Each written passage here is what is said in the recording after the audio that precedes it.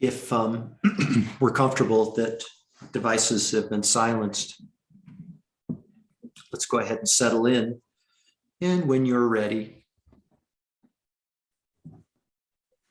using whichever method you find most effective, allow both your physical body and your mind to start to settle and rest, to become quiet and still.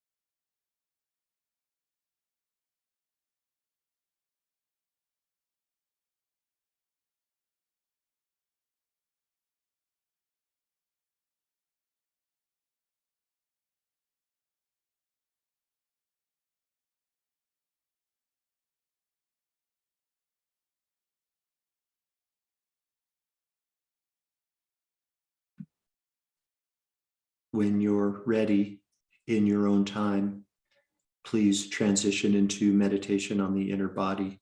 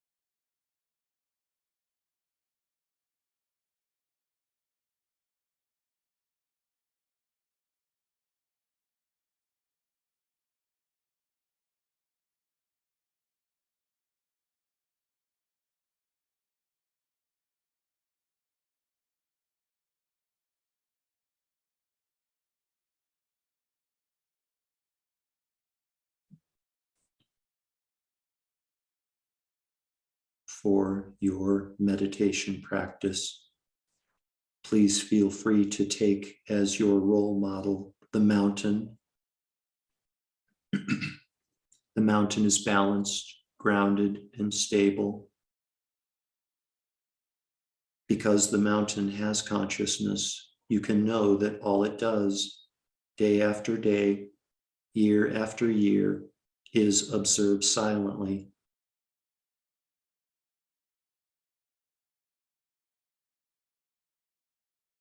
Rain may fall on the mountain or not. The wind may blow. The sun may shine. A nearby river may rise and then recede. The mountain simply observes silently.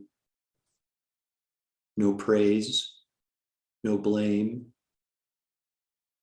no hope, no fear, no expectation, no speculation. Be like a mountain as you silently observe sensations within your inner body.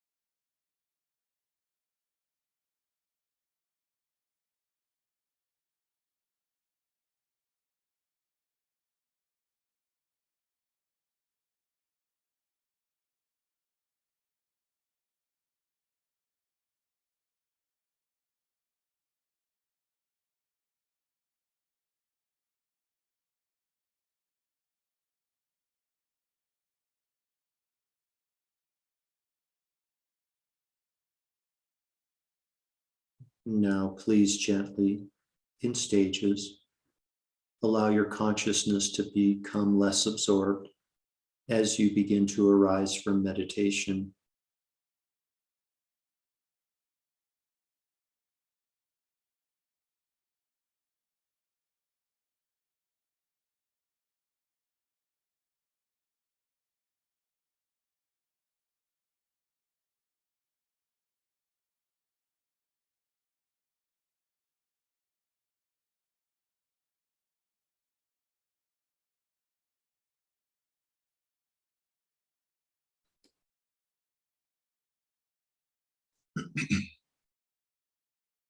We dedicate all of the merit from this morning's meditation to world peace.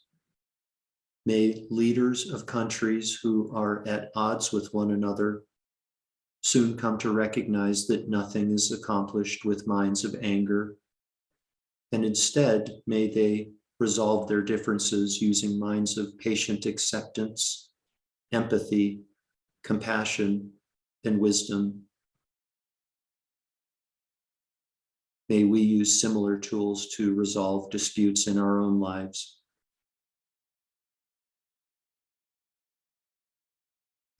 Completely fill up your belly and lungs with air, and when you're ready, you can open your eyes and bring your meditation to an end.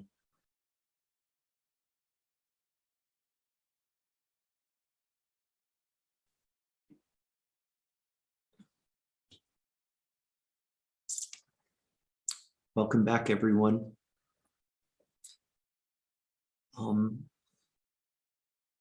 As I mentioned before we started the meditation, I shared some of these questions with the 830 class, and it was pretty much unanimous about the 12 neighboring barking dogs. That was pretty much unanimous.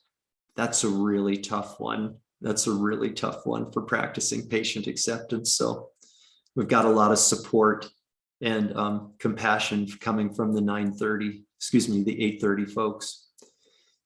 So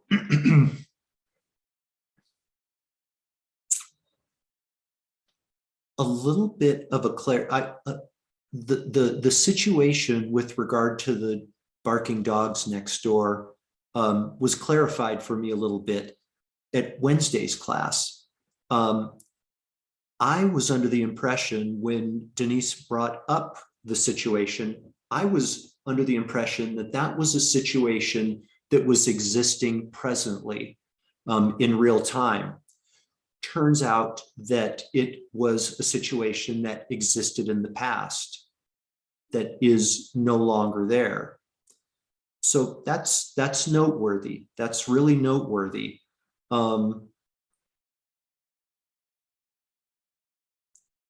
So using the Eckhart Tolle definitions of aversion and acceptance, aversion is resisting what is. The antidote to aversion, according to Eckhart Tolle, is accepting what is. Okay, so I'm not going to put Denise on the spot and ask her to disclose where she is with regard to her healing of that situation. But to the extent that there is residual resentment over the situation that existed previously, our contemplation moves from resistance to what is, it moves from that to resistance to what was. Okay. And I think that's an important distinction. Really interesting thing. It kind of blew my mind when I heard about this. Past and future are mental constructs. They are creations of the thinking mind. There is no past and future other than that created by the thinking mind. There's one temporal phenomenon, one time-based phenomenon that is not a product of the thinking mind, and that is the now. Okay. When we think about the future, we use a mental factor the mental factor of imagination, right? We imagine what's going to happen in the future and anticipate and speculate, expect some of these sorts of things, right?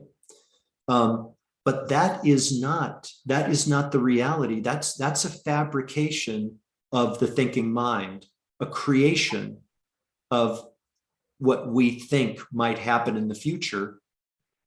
Not saying that there's no place for planning, plan for the worst, hope for the best. Some people subscribe to that. And it's important for us to acknowledge that the future is a fabrication of our thinking mind, right? The past is a little bit harder for us to acknowledge or to recognize as being a fabrication as well.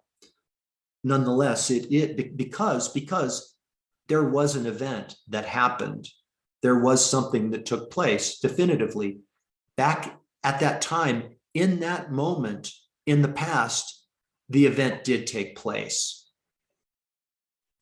At the same time, the thinking mind, again, fabricates this phenomenon called past and does stuff with it, kind of distorts what happens, forgets certain aspects of what happens, whatever. It is as much a fabrication, the past is a fabrication of the thinking mind as the future is. So just worthwhile to keep that in mind as we contemplate the difference between resisting what is and resisting what was, right? Resisting what was, something that happened in the past, something that no longer exists, that's a fabrication of the mind. Contrast past, future to the now, the present moment, where I'm going to keep going, Denise. I'm going to keep going. The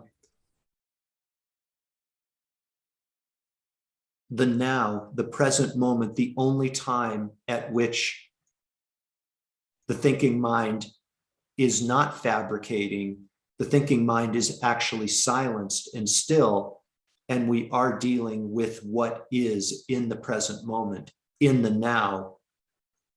And that's really the only thing we have. That's the only thing we really have, is the now.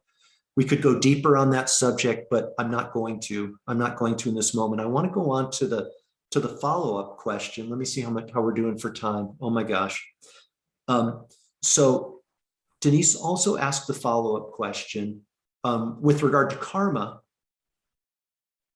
How is it that bad things happen to good people and good things happen to bad people? How can we explain that within the context of karma, or come to understand it within the context of karma?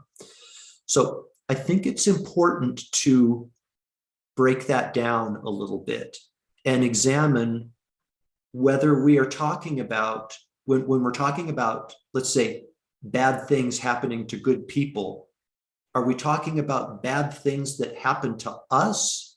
Or are we talking about bad things that happen to other people? And why does that happen? Why do bad things happen to good people? Are we talking about ourselves? Or are we talking about others?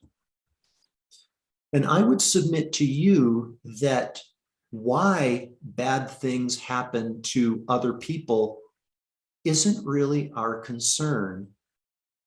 The fact that bad things have happened to a good person is our concern. I think the why doesn't really matter. I think it almost gets in the way, wondering why it happened. I think the simple fact is that there are people around us who are suffering. Bad things have happened to them.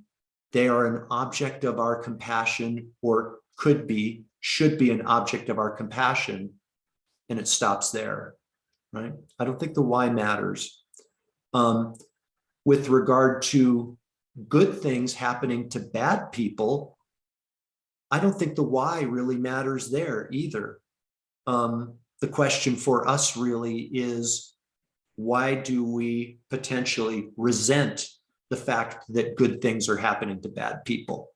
What people that we identify as being bad people. So there's that part of it.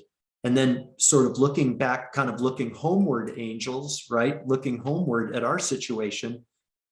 If we regard ourselves as being good people and bad things are happening to us, then I think this is just my take on it. Then I think it's appropriate for us to ask the question, why is this happening to me? Yeah. The why matters when it relates to us and our situation, us individually. I think it does matter, and it's deserving of contemplation. And that calls into question what is good or bad, both with regard to ourselves and our situation, and bad things happening to good people and good things happening to bad people involving others. You know, with regard to others, it's a slippery slope to consider ourselves to be qualified to decide who is a good person and who's a bad person. You know, there's really no such thing as a good or bad person. We might have perceptions of people who are good and bad, but intrinsically, inherently, there aren't good or bad people. They're just projections of our mind. The 1, 2, 3, 4, 5, 6 people on this call have different perceptions of who's a good person, who's a bad person, based on our 6 different minds and our 6 different perceptions. With regard to what constitutes good and what constitutes bad, I'd like to share a little story with you that some of you might have heard before. Have you heard the one? This is an old Zen story about a man living out in the country in a small village, and he has one cow. He has one cow in his possession, and the cow is stolen. Right? Somebody steals the cow, and the neighbors of the man say, "Oh my gosh, your cow was stolen. That's really bad." And the old guy says, "We'll see." And then they catch the thief of the cow, and the courts or the authorities require the thief to give the old man a horse to replace the cow that he stole. And his neighbors say, "Oh, that's great. You've got a horse that's worth more than the cow was." And the old guy says, "We'll see." And then the old guy's son is riding the horse, falls off and breaks his leg. His neighbors say, "Oh, that's bad that your son broke his leg riding the horse." The old guy says, "We'll see." Turns out the son, by virtue of his broken leg, can't be recruited and sent off to a war that the country's taking place in. The neighbors say, "That's wonderful. Your son doesn't have to go to, that's good." The old guy says, "We'll see." So you see where I'm going with this, I think.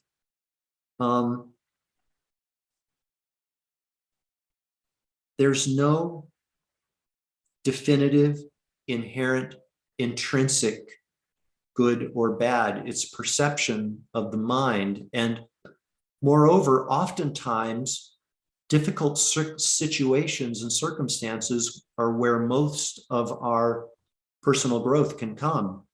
Oftentimes it happens. Have you read the book by Viktor Frankl, Man's Search for Meaning? Anybody familiar with this book? Viktor Frankl, a World War II prisoner at Auschwitz in a concentration camp, and he talks about how those inconceivably horrible conditions were, in his opinion, the cause for some of the most profound insights and realizations and personal growth for him and some of the others that were in his company or his bunkhouse or whatever. I can speak of a personal story. My father died in April of 2020, just after COVID started. And my dad, I'm going to run over a little bit. I hope that's okay. But my dad was trained as an ear surgeon, and he was a well thought of ear surgeon. He had he practiced out of Denver and had a reputation within the region of being a very accomplished surgeon and physician. Retired at a fairly young age. My brother and his wife took him with, this is the Reader's Digest version, by the way, very abbreviated story. My brother and his wife took him with them on a scuba diving trip down to Honduras. And my father fell in love with the place and decided that it was the next kind of undiscovered tropical resort. Moved down there, moved to Honduras, got into real estate development, despite his not knowing anything about real estate development, his not speaking the language, the corruption in Honduras, loses everything, loses all of his money. By the time he left Honduras in his 70s, he was living on Social Security, living in the attic of a cabana that somebody else owned. Had problems with his back and came to the United States to get it treated. Turns out he had ALS. He had ALS. Everybody's familiar with that, Lou Gehrig's disease? Yep. And got to a point, as is so often the case, where he was completely immobile, living in a hospital, unable to move, soiling himself, had a feeding tube, unable to move, the whole bit. Had a trachea so he could breathe and hooked up to a ventilator. And somewhere along the way, my dad entered the Christian path. And he was a very, very devout Christian. And so he was in his hospital bed day after day, week after week, watching television. He was in Tucson. And he was watching news and golf. And that was kind of his life. And so I went in there one time, visited him, and I was very distressed to see his situation. And I said, listen, let's do this, Dad. Why don't we get you an audiobook of the Bible? So whatever version of the Bible you want, we'll get it so you can listen to the Bible, and have something to do besides watch golf and news. And so I worked with his wife at the time, and said, okay, so here's how we download the recordings. This is how we pay for it. This is how we use the device so Dad can listen to it. Does everybody understand? Yeah, everybody nods their head yes. So I leave, go back to Silver City, come back a month later, none of it's been done. And I was experiencing a mind of aversion. I was frustrated by the situation. And I said, Dad, what happened? I said, I thought we had a plan for all of this, the King James Bible and all the rest. And he looked at me. He had the benefit of one of those things. It's like a vibrator that they put up to the vocal cords. So he could communicate with that. You had to put it up to his vocal cords for him. And he said, Jeff, something you may have trouble understanding. He said, but I lead a very rich life. He said, I'm not wanting for anything. And I was just in awe of that. And as we had further conversations and talked more about it, he said he attributes his losing all of his money, losing his reputation, and his being bedridden through a debilitating disease like ALS. He attributed those trials to his ability to practice what I perceive to be perfect acceptance of what is. He attributed those hardships to his ability to accept as he did. I lead a very rich life. I'm not wanting for anything.